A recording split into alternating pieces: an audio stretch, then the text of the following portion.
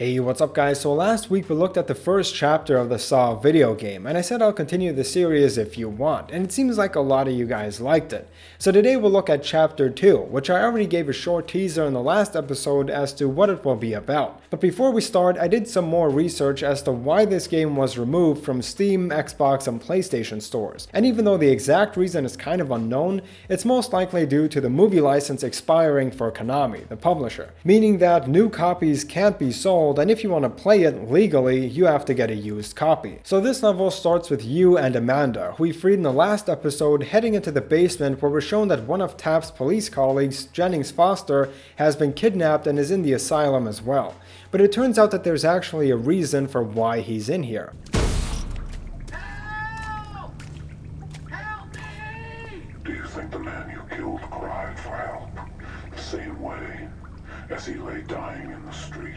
I think he's the first person who maybe had it coming. I mean, I don't think Tapp or Amanda deserve to be here, and the other people were just random strangers for all we know. Then we go through the rusty metal door, but before Amanda can go through it, it shuts and she's abducted by one of the pig mask guys. No. Everything's in place now. One thing to note here is that Tapp has seen several times now that doorways can shut automatically. It's happened at least 7 times in the past.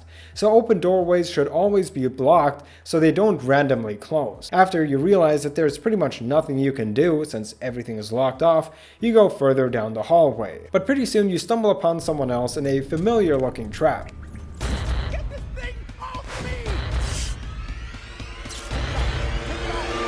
The trap goes off and his head is blown off. Not sure what lesson that guy learned. This is of course one of the most memorable traps from Saw 3, where we see the doctor, Lynn Denlin, Jeff's wife, wearing this collar pretty much for the whole movie, and she suffers a similar fate. If you go up to the door, you see that there's a key required to open it, and once again we go on a really long excursion in the basement just to find this one key.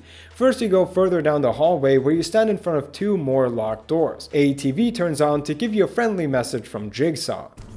The key, like your life, lies in the bottom of the barrel.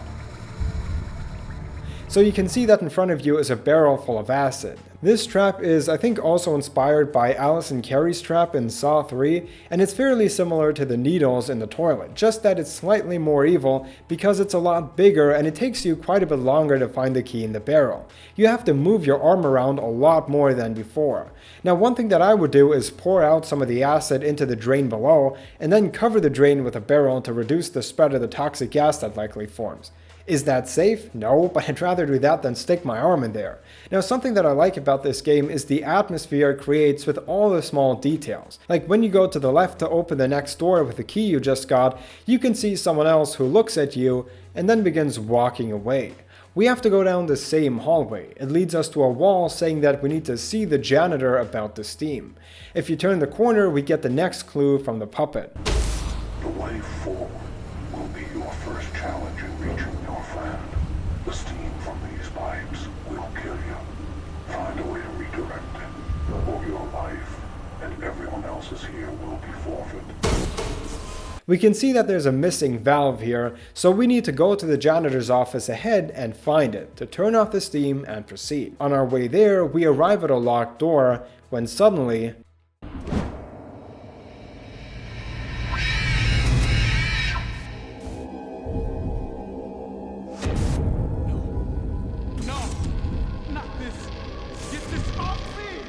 So now we have a shotgun collar around our neck, which, like any wearable technology, comes with a bunch of exciting features. Pretty quickly, we encounter another guy also wearing one of these straps, and when he comes near you, both of your collars start beeping.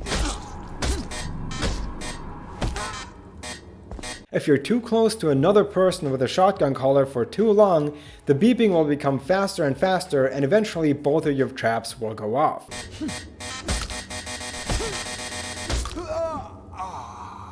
However, if you kill the other person, the beeping stops. Now if this were real life, I'd try to explain to this other dude that he better get lost, otherwise we're both dead, but in the game he won't leave you alone, so you have to kill him. This leads me to another part of this game that I completely forgot about in the first video.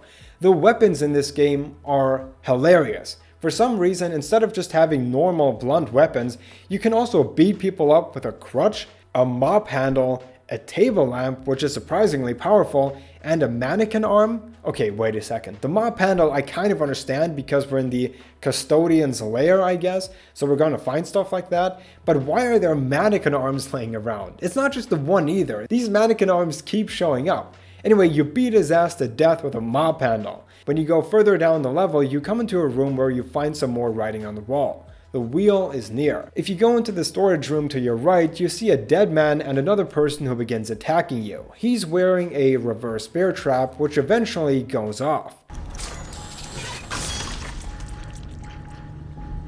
From this, we can guess that it was his assignment to kill Tapp. The key to his trap is likely the same key that was hidden inside of Tapp's body. If you go into the room afterwards, we can see a makeshift bed. Who knows how long this man waited to attack you? I mean, I can't think of any other time where someone was provided with a bed to actually sleep in between their assignments. So when you arrive at the janitor's office, the door is locked. You need to enter through the utility room next to it. It's here where we see a pretty cool part of the game. You come across a puddle and an electric switch. You can turn the electricity on and off, which will give whoever stands here an electric shock. It turns out that you can actually create your own traps. There are also these tripwires connected to shotguns which you can set up if you gather the necessary objects to arm them. Once inside the janitor's office, you will see the valve wheel needed all the way back here. However, once you find it, two strangers enter the room and they can sense that you're here. This is the guy they told us about. What? Shut up! Since they won't stop trying to kill you until they're dead, you have a few different options for how to go about this. You can beat them up with a crutch, or you can arm the traps. Now, one guy I just killed regularly, but for the other I had something else in mind. I let him chase me around this room until I was in the perfect spot to use the electricity trap. Yes, now I'm Jigsaw. So now you get to do my favorite thing in this game, and that is walk all the way back to where we were a half hour ago, the steam pipes where we have to shut off the steam with the valve.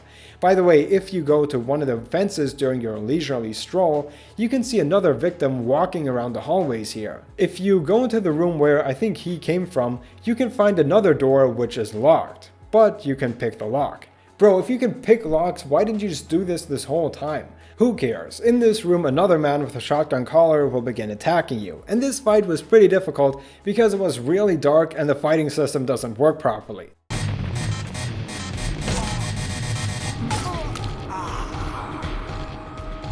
I saved myself in the last moments before the traps went off. That was really close. I actually found myself taking my own advice here. If you go into these fights panicking and spamming buttons, it won't really work. You just need to take a step back, think clearly, and do the task right instead of focusing too much on the fact that there's a time limit. And it's only then that I was able to defeat this guy. Now before we go back to the broken pipes, we have to go through one more trap. In here, you need to open a fuse box with a coupler in 57 seconds, otherwise these bombs will blow up. A minute is actually plenty of time, you just need to check the cabinets again. In one of them you will find the coupler, and then you open the fuse box, inside of which you will find one of these kind of outdated puzzle games where you need to rotate these little things to connect the electricity. And I gotta say, while this type of game is pretty easy, it's so hard to select things with the mouse. If you want to go to the next block to rotate it, you have to use your mouse, but what happens here is that either you're not moving it enough and nothing moves, or you move it a bit too far, which will lead to you selecting the very last box in the row. So you have to be really careful when selecting the middle ones, but as long as you stay calm, it's still pretty easy. Then you finally go to the steam maze. Redirect the steam, but take care. Actions that allow you to pass may also allow others to escape their cages. When going into the first room, there are two people locked behind a glass window who are fighting over rationing food. Food? How long do these guys plan on staying here? This is not a bed and breakfast. One of the guys kills the other and eats all the food. The weird thing is that you can break the window to their trap, which means they could probably break the window to their trap and work on getting out, which isn't that difficult. We have to go into their room and turn a valve which shuts off one of the steam pipes ahead. Why did these guys kill each other? They could have just turned the valve, broken the window to their trap, and then leave. So then you go through a lengthy puzzle segment where you have to turn on and off different steam valves in order to clear your path to the next room. It's not really that exciting, but here's a random detail I noticed about the game which I really liked. Occasionally while walking around the hallways, you will see dust falling from the top. And I didn't really notice it at first, but it's actually someone walking through their game on a floor above you. You can hear footsteps stomping along with dust and probably asbestos falling from the ceiling. It's a nice detail showing you that you're not alone, even when it looks that way. Once you go through another mini puzzle of avoiding more steam pipes, you get to the main boiler room. Again, at the beginning, you're told to turn off all the steam so that you can save Jennnings Foster. I really like this element of the writing on the wall. I think it's a nice detail. Once you enter this room, you see that there's someone else in here, and I thought this part was a little creepy. Anyone out there? Help me! Someone! Now, even though this guy is really scary looking and reminds me of that boss from The Evil Within, it's actually a super unfair fight. This guy is completely blind, and for some reason you have to kill him, otherwise he attacks you. I don't really get why this guy tries to kill me. It seems like he has far better odds befriending the detective than killing him. Like, even if it's his assignment to kill Tapp, I would try working out something else before, because your odds of winning a fight when you're all of a sudden completely blinded are pretty low. So you can kill this guy by hitting him or arming different tripwires, or you can do this. Throw a bunch of bricks at him? Okay, that just seems really mean. I mean, at this point, I just feel bad for the guy. He's walking around barely having a clue what's even happening, and then he just gets a brick thrown against his head. Like, what the hell is that? After you kill him too, by the way, we should have like a kill count for how many people Tapp, the good detective, murdered in here. Yes, it's this many. So after you kill him, you have to solve a puzzle that is pretty easy but takes some time. Luckily, there's no time limit. You have to turn different gears so that they line up with the previous one. After completing this task, a room behind you opens, giving you the key to the room way back at the beginning of the level. Then another TV turns on. Move to your next test quickly. The pressure from these pipes is at a breaking point.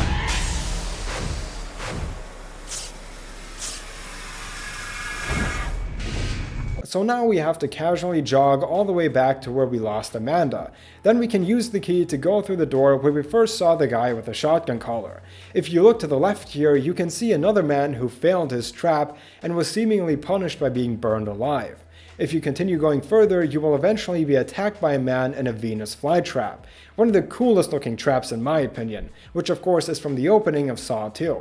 If you defeat him or just wait long enough, you will eventually see the trap snap shut.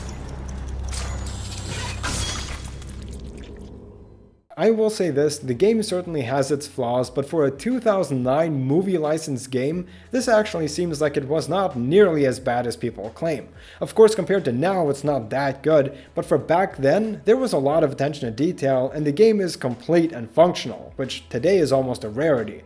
So at this point, you have to follow the puzzle pieces that you see on the walls or the TVs. This will lead you down a poorly lit hallway where you see another person walking ahead of you. If you follow him, you eventually arrive in front of a locked gate where a TV plays an additional video of the other detective in the Pendulum trap. He was in the middle of the street, just came right out in front of me. I didn't mean to hurt him. You framed an innocent man. He was a worthless drunk, a repeat offender. I did the world a favor. Justice will be served. Oh my God! Help! After it finishes, the door opens, and you have the option of picking up a camera and using the flash instead of your lighter. Don't pick this thing up. It's such trash. I mean, what is this weird distortion? Not only does it give me a headache, but it makes me somehow even less aware of my surroundings. I instantly switched back to the lighter and left the camera there. Then you go up a flight of stairs and find yourself on a floor where you find 3 more people in cages. This just goes on and on.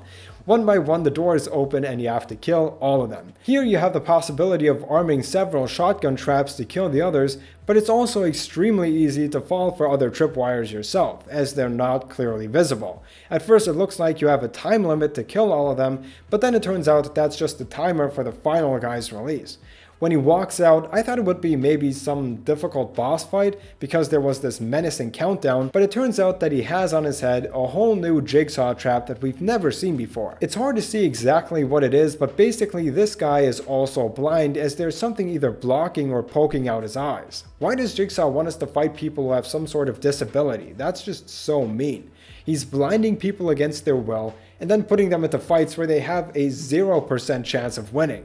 So you murder this guy. By the way, in this room I found something called Molotovs, and I was really excited to see that we can use explosives.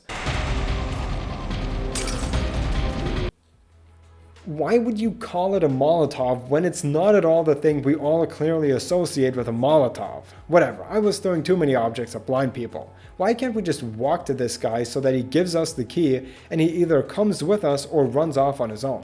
I don't know. So I killed him, stole his key, and opened another door with a puzzle piece on it. When you enter, you find yourself in a short corridor, and at the end is the final door with a puzzle piece. And when you open this door, you will find yourself in the Pendulum trap. Then we get more explanations as to why this guy's in here. Oh God! Stop me, please! Hello, Jennings. While intoxicated, you hit and killed a homeless man with your car. As a forensic scientist, you knew just what to clean, but you couldn't clean guilt from your soul, could you? You even put an innocent man in jail for your crime, all to preserve your perfect life. But you couldn't stop the guilt from eating away at you, rotting you from the inside. Unless the officer you involved in your crime can hold the blade, we will see what you really have inside. Once we approach this trap, we can see that to free this awful cop, we have to complete a series of gear puzzles, and we have a limited time here. Every few seconds, the pendulum will be lowered, so you're under quite a bit of pressure to fill in all this stuff correctly. But there is a small cheat that you can do. You can pause the game and the timer will not continue. Then you can look up a solution on the internet and then fill it in correctly. I'm sorry guys, I'm just not that good at puzzle games and you have to complete like 4 of them here. So anyways, I speedran this puzzle and freed this guy. And what do you think he does? Christ, get away from me, Tapp! You self-righteous son of a bitch! Easy, Jennings. You're just reacting to the shock. Just calm down. You fuck! You fucker! You're the reason he picked me!